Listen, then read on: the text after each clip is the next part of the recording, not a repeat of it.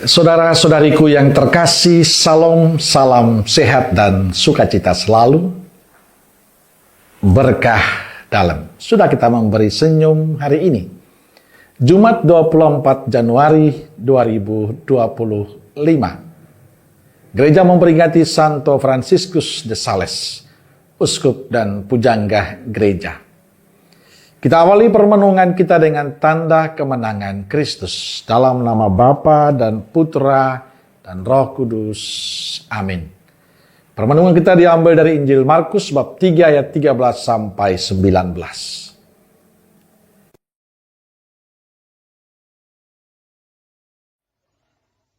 Kemudian naiklah Yesus ke atas bukit. Ia memanggil orang-orang yang dikehendakinya, dan mereka pun datang kepadanya.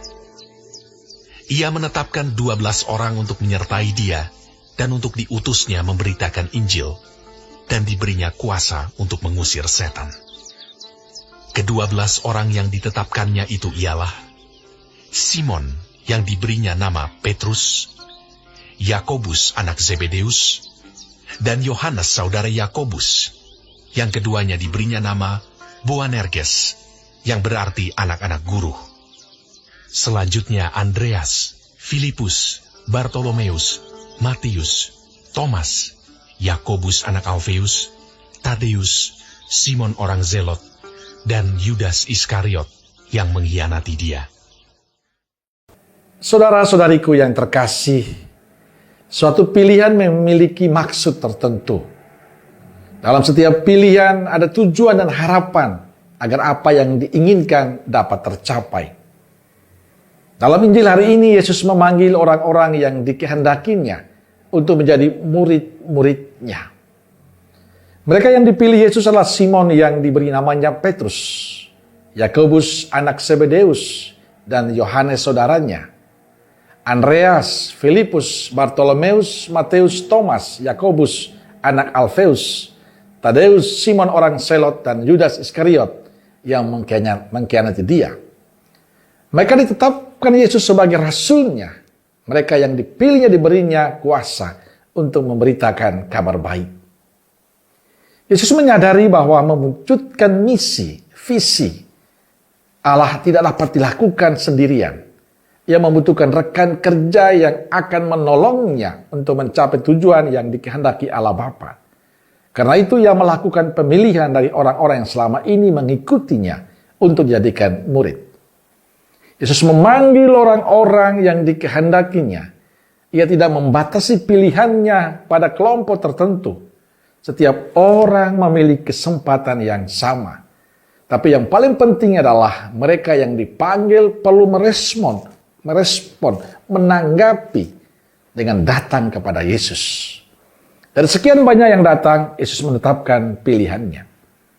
Memang banyak yang dipanggil, tapi yang terpilih tidak semua. Yesus mempunyai tujuan khusus pada murid-muridnya, yaitu untuk menyatakan kehendak Bapa surgawi.